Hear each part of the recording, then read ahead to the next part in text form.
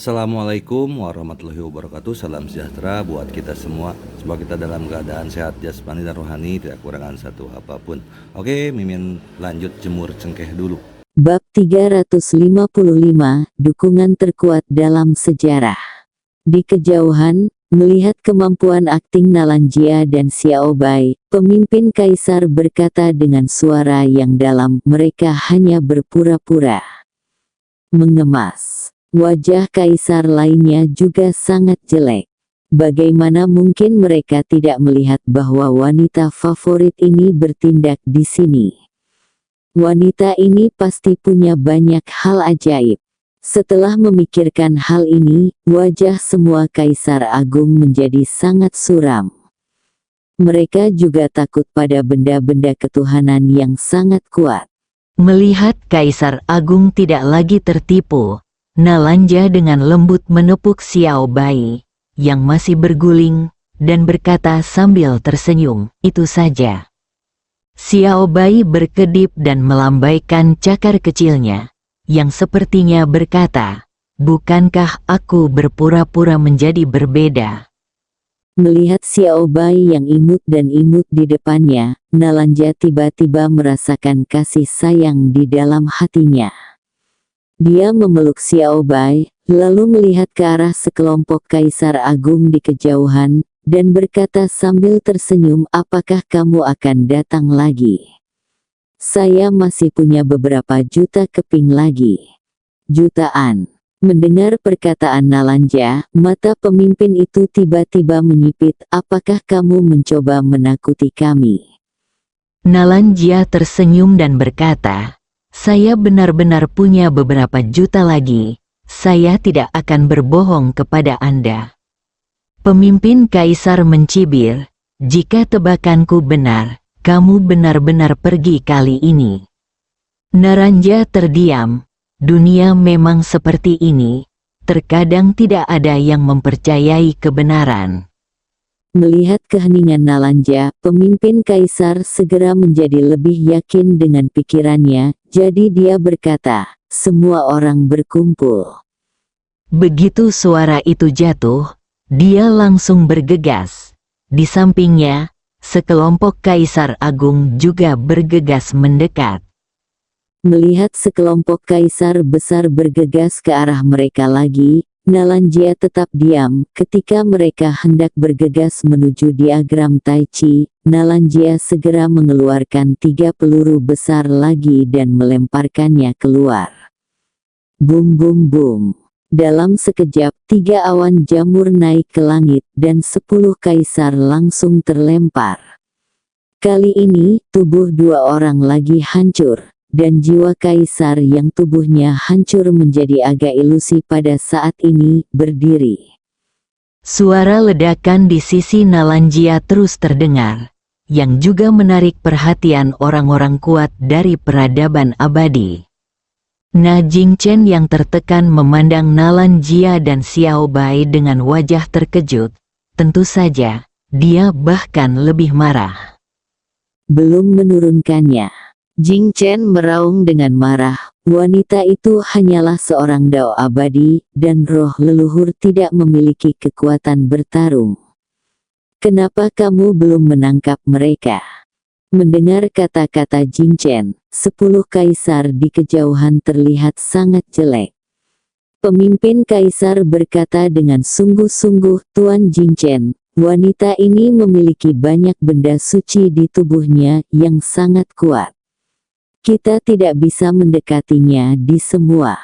Jingchen berkata dengan marah. Orang yang tidak kompeten akan mencari alasan. Kaisar segera berkata dengan marah, "Brengsek.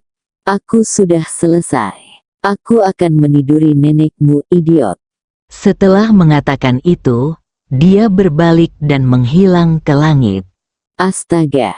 Bagaimanapun, dia adalah kaisar agung, dan dia ingin diperlakukan seperti ini. Melihat kaisar langsung pergi, wajah Jingchen menjadi pucat karena marah, tetapi dia segera menemukan bahwa kaisar di tempat itu memandangnya dengan mata yang agak tidak ramah. Mereka mengikuti kaisar abadi. bukan Jing Chen. Melihat adegan ini, Jing Chen langsung menenangkan diri. Orang-orang kuat di era peradaban abadi ini percaya pada kaisar abadi, tetapi mereka tidak menghormati para menterinya. Setelah membaca ini, Jing Chen berkata dengan suara yang dalam, wanita itu mengeluarkan begitu banyak benda suci secara berurutan, saya yakin dia pasti tidak memilikinya. Kaisar tidak lagi memperhatikan Jing Chen, tetapi menyingkir. Lagi pula, bagaimana jika masih ada? Siapa yang bisa menahan ledakan seperti itu? Melihat kaisar-kaisar itu berhenti mengambil tindakan, wajah Jing Chen tiba-tiba menjadi sangat suram, dan matanya bersinar dengan niat membunuh yang dingin. Pada saat ini, cahaya pedang yang menakutkan tiba-tiba meletus di kejauhan, dan segera setelah itu, beberapa kaisar takdir langsung dipenggal. Jing Chen dengan cepat melihat ke kanan, di mana Bai Kun Tianming dan Natu langsung menekan dan mengalahkan kaisar takdir peradaban abadi. Terlebih lagi, kedua wanita itu menjadi semakin kuat saat mereka bertarung. Adapun alam dewa kaisar yang kuat di lapangan, mereka tidak memiliki cara untuk bergabung dalam pertempuran tingkat ini. Jika kamu mendekati kedua wanita ini, kamu akan mati. Jing Chen menatap kedua pria berbaju putih dan Tianming. Kekuatan kedua orang ini membuatnya sedikit takut. Seolah memikirkan sesuatu, dia tiba-tiba melihat ke arah Nalanjia dan Xiao Bai di kejauhan. Saat berikutnya, dia tiba-tiba berubah menjadi bayangan dan bergegas menuju Nalanjia dan Xiao Bai. Tanpa ragu, Nalanjia langsung melemparkan 3 peluru besar. Ledakan, dalam sekejap, Jing Chen terguncang ke tanah dan mundur dengan keras. Setelah dia berhenti, dia melihat ke tangan kanannya. Saat ini, tangan kanannya sudah sedikit berdarah, dan masih ada jejak energi misterius di atasnya. Kekuatan energi ini begitu besar hingga bisa menimbulkan korosi pada tubuh mereka. Jing Chen melambaikan tangan kanannya dengan lembut, dan sisa energi di tangannya segera terguncang. Kemudian, dia melihat ke arah Nalanjia dan Xiao Bai di kejauhan. Nalanjia tiba-tiba membuka telapak tangannya, dan 2 peluru besar muncul di tangannya. Ketika Jing Chen melihat pemandangan ini, wajahnya tiba-tiba menjadi sangat suram. Berapa banyak hal ajaib yang dimiliki wanita ini. Pada saat ini, Tuan Zan di kejauhan tiba-tiba berkata dengan marah, Jing Chen, wanita itu hanyalah peri Tao, dan leluhur roh tidak memiliki kekuatan bertarung. Tidak bisakah kamu mengalahkan mereka? Saat ini, dia tidak bisa bertahan lebih lama lagi. Karena lawannya adalah An Nanjing. Setelah mendengar kata-kata Guru Zan, wajah lama Jing Chen tiba-tiba menjadi semakin jelek. Dia tahu bahwa dia tidak bisa terus berlarut-larut seperti ini. Dia harus menjatuhkan wanita ini dan leluhur spiritualnya. Karena begitu mereka dijatuhkan, mereka dapat mengancam Ye Guan dan yang lainnya. Dia tahu identitas wanita ini, yang sekarang menjadi Nyonya Guangxuan Universe. Identitas ini bukanlah sesuatu yang istimewa. Setelah memikirkan ini, Jing Chen tiba-tiba membuka telapak tangannya, dan sebuah tanda hitam naik ke langit dari telapak tangannya. Ketika token itu melayang ke udara, cahaya hitam yang menakutkan langsung meletus. Dalam cahaya hitam, aura kuat tiba-tiba melonjak, dan kemudian, seorang pria berjubah hitam perlahan keluar. Takdir. Jing Chen memandang pria berjubah hitam yang keluar dan berkata dengan sungguh-sungguh, jadi, Duta Besar Zuo, Anda sudah menyelesaikan pekerjaan Anda. Jadi Zuo Si menarik napas dalam-dalam, menoleh untuk melihat Tian Ming dan Tu dengan rok putih di kejauhan, dan hendak mengambil tindakan, tetapi pada saat ini, Jing Chen tiba-tiba menunjuk ke arah Nalan Jia di kejauhan, bahwa mereka turun dulu. Jadi Zuo Si menoleh untuk melihat Nalan Jia dan Xiao Bai, mengerutkan kening, sangat lemah. Jing Chen berkata dengan suara yang dalam, jadi utusan Zuo tidak boleh gegabah dan meremehkan musuh. Wanita ini memiliki banyak benda ajaib di tubuhnya. Benda ajaib itu sangat kuat, jadi berhati-hatilah. Jadi Zuo Si tersenyum lembut, lalu meninju Nalan Jia dan Xiao Bai dari jauh. Ledakan, dengan pukulan ini, segel tinju setinggi 10.000 kaki tiba-tiba menghancurkan bidang bintang dan langsung menuju ke Nalan Jia dan Xiao Bai. Melihat pemandangan tersebut, tiba-tiba mata Nalan Jia menyipit, ia membuka telapak tangannya dan langsung melemparkan 3 peluru besar. Bersikaplah tangguh. Ledakan, saat ketiga awan jamur itu naik, kekuatan yang menakutkan secara langsung memaksa segel tinju itu berhenti di tempatnya. Tetapi pada saat ini, pemain sayap kiri itu tiba-tiba meninju lagi. Pukulan ini keluar, dan sebuah pukulan keluar. Ledakan. Semua energi yang dilepaskan oleh 3 peluru besar itu langsung hancur. Di saat yang sama, tinju itu mengenai tepat di depan Nalan Jia dan Xiao Bai. Ledakan, di depan Nalan Jia dan Xiao Bai, penghalang tak terlihat langsung memblokir pukulan tersebut. Namun, diagram Tai Chi di kaki Nalan Jia bergetar hebat, lalu menjadi redup.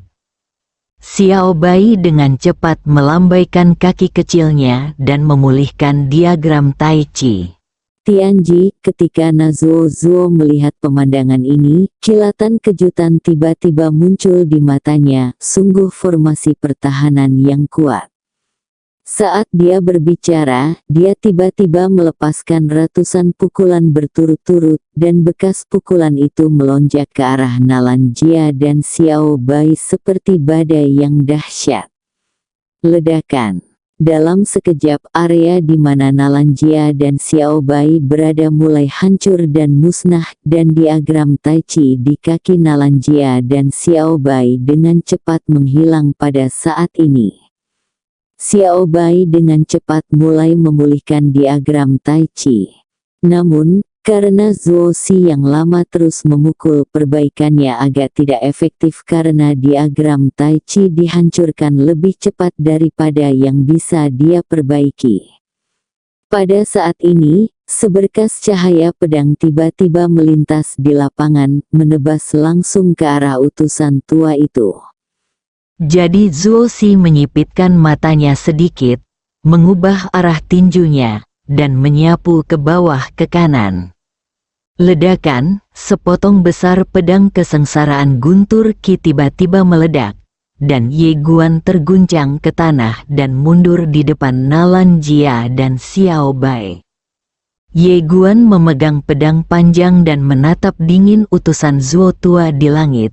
Di sekelilingnya, niat pedang guntur dan bencana yang tak ada habisnya terpancar.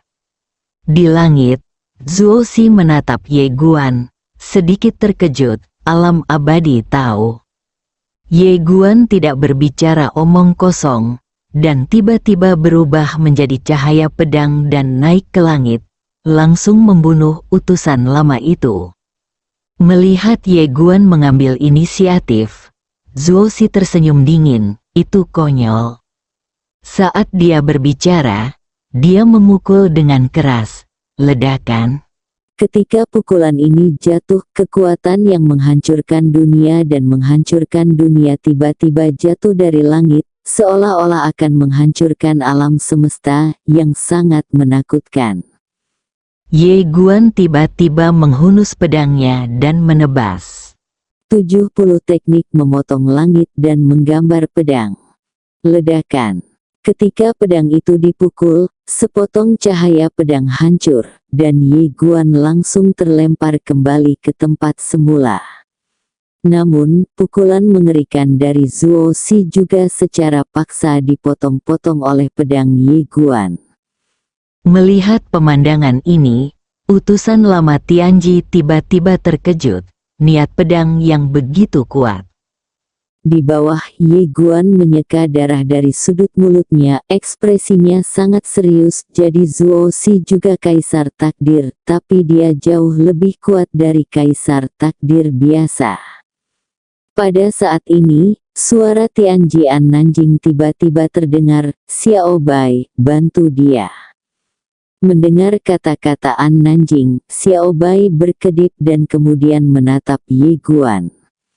Ye Guan dengan cepat berkata, tidak perlu. Xiao Bai membantu. Dia masih takut. Pada saat ini, Xiao Bai tiba-tiba terbang di depan Ye Guan, dan dia tiba-tiba mengeluarkan jimat hitam dengan kaki kecilnya dan menepuk bahu Ye Guan. Ledakan, dalam sekejap, aura Ye Guan melonjak. Dalam sekejap mata, dia dipromosikan dari alam abadi Dao ke alam abadi waktu. Namun ini belum berakhir. Xiao Bai tiba-tiba menempelkan cakarnya di antara alis Ye Guan. Ledakan. Ye Guan langsung dipromosikan dari negeri dongeng waktu ke alam kaisar dewa, dan ketika Ye Guan kebingungan, Xiao Bai tiba-tiba memegang kepala Ye Guan dengan cakarnya dan menggosoknya, dan energi spiritual yang menakutkan mengalir ke dalam tubuhnya. Ledakan. Ye Guan secara langsung dipromosikan dari alam kaisar ilahi ke alam kaisar agung. Kaisar agung, pikiran Ye Guan menjadi kosong. Apakah ini kaisar agung? Tapi sebelum itu selesai, Xiao Bai membalikkan tangan kirinya dan perisai kuno berwarna tembaga muncul di cakarnya. Dia meletakkan perisai kuno itu ke tangan kiri Ye Guan. Begitu Ye Guan memegang perisai kuno itu, dia merasakan sesuatu yang sangat kekuatan monster yang menakutkan. Seolah memikirkan sesuatu, Ye Guan tiba-tiba menoleh dan menatap Arya di kejauhan. Perisai tembaga merah kuno ini persis sama dengan tanduk di kepala Arya. Mungkinkah itu terbuat dari tanduk Nona Arya? Pada saat ini, Xiao Bai tiba-tiba mengulurkan cakar kecilnya. Berdengung. Jauh di dalam langit berbintang, suara pedang tiba-tiba terdengar, dan saat berikutnya, sebuah pedang melayang di udara, dan akhirnya mendarat dengan kuat di cakarnya. Nama pedang, King Xuan. Xiao Bai menaruh pedang King Xuan ke tangan kanan Ye Guan. Tangan kiri memegang perisai pertahanan pertama di dunia. Tangan kanan memegang pedang paling tajam di dunia. Bab 356, Serangan pedang lagi. Pada saat ini, Ye Guan tercengang. Alam itu secara langsung dijangkau olehnya ke alam Kaisar Agung. Kaisar Agung dipromosikan secara paksa ke beberapa bidang. Yang paling penting adalah, saya juga memberinya seperangkat peralatan seperti itu. Pedang King Xuan, tentu saja dia mengetahuinya, ini pedang ayah. Dia tidak menyangka Xiao Bai akan memanggil pedang King Xuan milik ayahnya. Melihat pedang King Xuan dan perisai kuno berwarna tembaga di tangannya, Ye Guan terdiam. Tampaknya agak buruk menggunakan benda asing. Masih ada penolakan di hatinya. Ia tetap berharap untuk mengandalkan kekuatannya sendiri untuk menghadapi segalanya, bukan menjadi generasi kedua yang lebih kuat, tidak bergantung pada objek eksternal apapun. Pada saat ini, utusan lama Tianji tiba-tiba terkekeh dan berkata, adalah baik untuk dipromosikan menjadi kaisar agung dengan metode rahasia, ditambah 2 benda dewa, Jangan sampai orang luar mengatakan bahwa saya menggunakan yang besar untuk menindas yang kecil dan tidak bicara tentang etika bela diri. Ayolah. Saat dia berbicara, dia meninju Ye Guan di udara. Ledakan, segel tinju setinggi 10.000 kaki menyapu dari langit. Kemanapun segel tinju itu lewat, ruang dan waktu mendidih, dan kemudian secara bertahap menghilang. Pada saat ini, Ye Guan tiba-tiba menghentakkan kaki kanannya, dan seluruh tubuhnya berubah menjadi cahaya pedang dan naik ke langit. Di bawah tatapan semua orang, Ye Guan menebas segel tinju itu dengan pedangnya. Tertawa, segel tinju langsung dipotong-potong, dan cahaya pedang melesat ke udara, menebas langsung ke arah utusan kiri. Melihat pemandangan ini, mata Jing Chen tiba-tiba menyusut, wajahnya penuh rasa tidak percaya. Dia benar-benar memecahkan segel tinju Zuoxi yang lama. Tianji, Zuoxi kaget saat melihat pemandangan ini. Dia tidak menyangka pendekar pedang muda di depannya akan mematahkan segel tinjunya dengan pedang. Dia tidak banyak berpikir, karena Ye Guan telah mencapainya dengan pedang. Jadi Zuoxi mengambil satu langkah ke depan dan meninju lagi. Bersikaplah tangguh, tertawa. Oleh karena itu, segera setelah Zuoxi meninju, pedang Ye Guan langsung menghancurkan tinju dan tinjunya, dan kemudian seluruh lengan kanannya terbang keluar. Ye Guan juga tercengang setelah lengan kanan Gu Zuoxi terbang dengan pedang, tapi dia bereaksi dengan cepat dan menebas Gu Zuoxi dengan pedangnya. Oleh karena itu, Zuoxi merasa ngeri. Kali ini, dia sangat terkejut sehingga dia tidak berani tegar lagi. Tertawa, Ye Guan menebas udara dengan pedangnya, tapi waktu dan ruang di depannya langsung terkoyak. Ye Guan melihat pedang King Xuan di tangannya dan sama terkejutnya. Apakah pedang ini sangat tajam? Di kejauhan, utusan sayap kiri menatap pedang King Xuan di tangan Ye Guan, matanya penuh ketakutan. Pedang macam apa ini? Kamu melirik Gu Zuoxi, lalu berkata, pedang ayah. Begitu suara itu turun, dia tiba-tiba berubah menjadi cahaya pedang dan menghilang. Di kejauhan, dia melihat Ye Guan datang untuk membunuh dengan pedangnya lagi. Jadi mata Zuoxi tiba-tiba menyusut. Tiba-tiba, puluhan juta niat tinju tiba-tiba meledak dari langit berbintang di sekitarnya. Dan niat tinju ini seperti gelombang yang mengamuk, menghantam Ye Guan. Melihat begitu banyak pukulan, Ye Guan tidak berani gegabah, menyarungkan pedangnya, dan dengan cepat mengangkat perisai di tangan kirinya untuk memblokirnya di depannya. Ledakan. Di lapangan, Ye Guan berdiri di tempat yang sama, dengan pukulan tak berujung mengenai perisai tembaga kuno di tangannya. Ruang dan waktu di sekitarnya terus hancur dan musnah. Akhirnya, setelah beberapa saat, semua niat tinju itu lenyap. Ye Guan berdiri di tempat yang sama, tanpa cedera, tetapi dia sendiri tidak terluka. Dan perisai kuno berwarna tembaga di tangannya juga tidak rusak, tanpa bekas sama sekali. Melihat pemandangan ini, ekspresi Gu Zuo di kejauhan membeku. Wajah Ye Guan juga penuh dengan keterkejutan saat ini. Dia melihat perisai kuno berwarna tembaga di tangannya, tenggorokannya berguling, dan dia tidak percaya. Hal ini agak keterlaluan. Satu-satunya hal yang disayangkan adalah penggunaan pedang ini menghabiskan banyak energi yang sangat besar.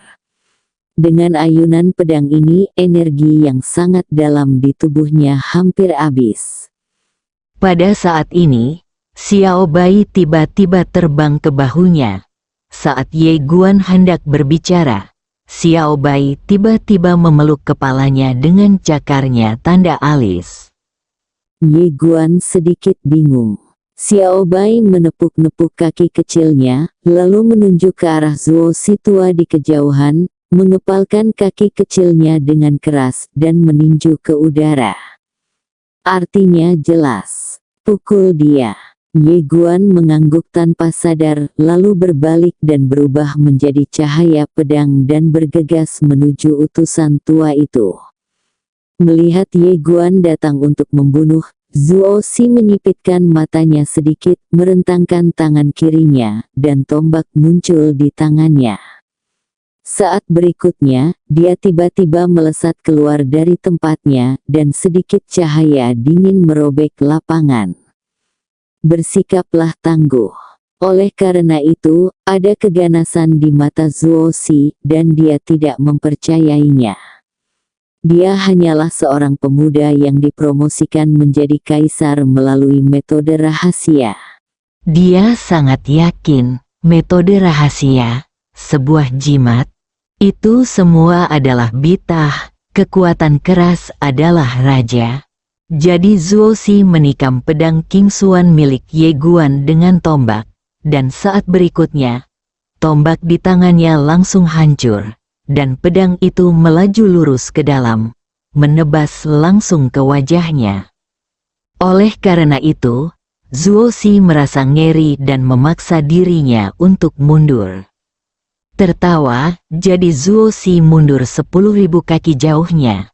Tapi di tempat dia awalnya berdiri, jejak darah perlahan jatuh. Ye Guan mengangkat kepalanya dan menatap Zuo Si. Di antara alisnya, darah perlahan menetes. Kemudian, tubuh Zuo Si terbelah, hanya menyisakan jiwanya. Satu pedang menghancurkan tubuh. Melihat pemandangan ini, Jing Chen di sisi lain langsung terkejut. Dia melihat pedang King Xuan di tangan Ye Guan dengan ekspresi tidak percaya di wajahnya. Pedang macam apa ini? Berkat kekuatan tempur telah mencapai level ini. Oleh karena itu, Zuo Si benar-benar bingung saat ini. Pedang ini benar-benar membunuh tubuhnya. Jika dia tidak mundur dengan cepat sekarang, dia akan hancur total. Itu keterlaluan. Di kejauhan, setelah Ye Guan menghancurkan tubuh Zuo Si tua dengan pedang, energi yang dalam di tubuhnya dikonsumsi sepenuhnya. Tetapi saat berikutnya, segel spiritual di antara alisnya tiba-tiba muncul, dan kemudian semua energi yang dalam di dalam tubuhnya dipulihkan. Merasakan adegan ini, Ye Guan segera menoleh dan menatap Xiao Bai tidak jauh dari situ. Harus dikatakan bahwa dia terlalu meremehkan kemampuan si kecil ini. Dia benar-benar tidak bisa bertarung, tapi dia bisa meningkatkan kemampuan bertarung orang, dan peningkatan ini agak keterlaluan. Asisten paling kuat. Dia sekarang mengerti mengapa Senior An meminta bantuan Xiao Bai. Saat Xiao Bai tidak mencolok, dia sangat galak. Tanpa berpikir panjang, Ye Guan berbalik dan membunuh utusan tua Zuo dengan pedangnya. Memegang pedang King Xuan di tangannya, kepercayaan dirinya melonjak pada saat ini. Dia merasa tidak ada seorang pun di dunia ini yang tidak bisa dia bunuh. Seperti saat dia memegang pedang berjalan. Ini semua keterlaluan. Melihat Ye Guan datang untuk membunuh lagi, wajah Panglima tiba-tiba menjadi sangat jelek. Seolah dia memikirkan sesuatu. Dia tiba-tiba menoleh dan melihat ke arah Jing Chen di kejauhan. Ayo. Jing Chen tertegun, lalu bergegas menuju Nalanjia dan Xiao Bai. Kelilingi Wei dan selamatkan Zhao.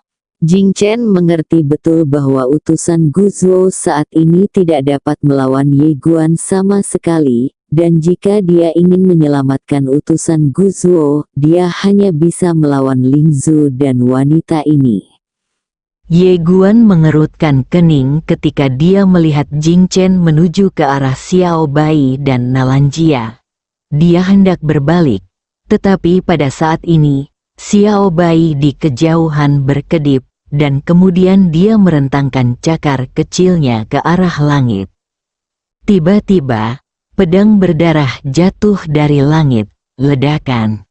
Dalam sekejap, seluruh langit berbintang berubah menjadi lautan darah. Merasakan teror pedang, Jing Chen dengan cepat berhenti dan melihat ke arah Xiao Bai di kejauhan. Xiao Bai sedang memegang pedang berdarah itu dan mengayunkannya, sambil berteriak, "Hei! Ha! Ha! Aduh!"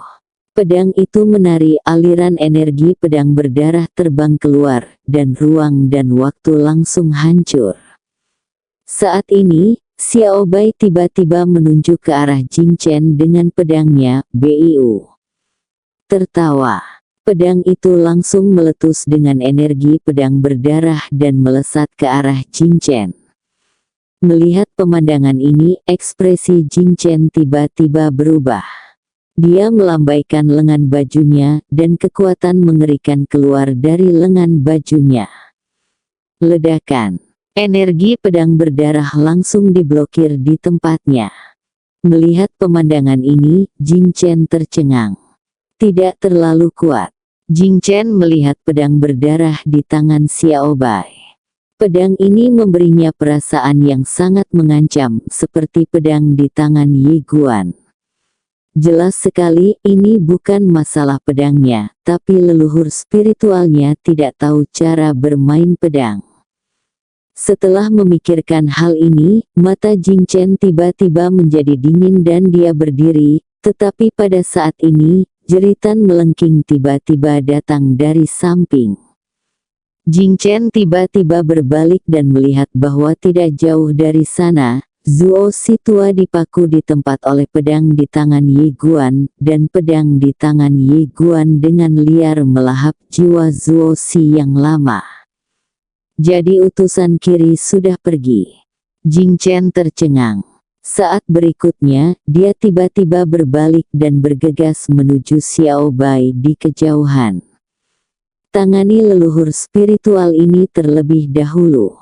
Melihat Jing Chen bergegas ke arahnya, Xiao Bai berkedip, lalu melepaskan pedang darah di tangannya, berbalik dan lari.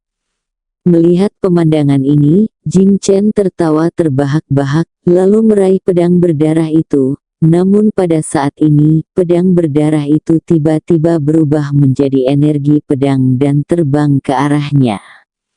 Ledakan. Saat cahaya pedang berdarah meletus, Jing Chen langsung dipotong, dan ketika dia berhenti, lengan kanannya hancur. Jing Chen langsung tercengang. Apa yang terjadi? Apakah pedang ini menjadi lebih kuat jika kamu memainkannya sendiri? Pedang berdarah itu tiba-tiba bergetar hebat, dan dalam sekejap itu membawa ratusan energi pedang berdarah ke arah Jing Chen. Melihat pemandangan ini, ekspresi Jing Chen tiba-tiba berubah drastis, dan dia mundur puluhan ribu kaki jauhnya. Tertawa. Di depannya, ruang waktu hancur menjadi ketiadaan. Melihat pemandangan ini, keringat dingin mengucur di dahi Jing Chen. Pedang ini agak keterlaluan. Pada saat ini, Ye Guan di kejauhan menyingkirkan pedang King Xuan, dan dia menemukan bahwa setelah pedang itu melahap jiwa Zuo Si tua, auranya tampak menjadi lebih kuat. Pedang yang luar biasa. Ye Guan memegang pedang King Xuan dengan senyuman di wajahnya. Pedang ini sangat bagus. Dia akan memiliki pedang yang kuat di masa depan. Pedang ini dia sangat kuat karena ayahnya kuat. Jika kamu ingin memiliki pedang sekuat itu, kamu harus cukup kuat. Ye Guan tersenyum sedikit, lalu menoleh untuk melihat ke arah Jing Chen, dan tepat ketika dia hendak mengambil tindakan, tiba-tiba ledakan. Ruang dan waktu di kejauhan tiba-tiba bergetar hebat, seperti gempa besar. Ye Guan berbalik dan melihat seorang pria jangkung perlahan berjalan menuju ujung langit berbintang. Pria itu mengenakan baju perang emas gelap dan memegang kapak perang emas. Melihat orang itu datang, Jing Chen di samping menghela nafas lega dan berkata, "Kaisar Perang. Kaisar Perang. Salah satu dari 4 kaisar terkuat di era Yongsheng. Kecuali Kaisar Yongsheng, ia hanya menderita 2 kekalahan dalam hidupnya. Kalahkan Kaisar Abadi. Penguasa Penadao yang kedua dikalahkan. Kaisar Perang. Jalani hidupmu untuk bertarung. Bersambung."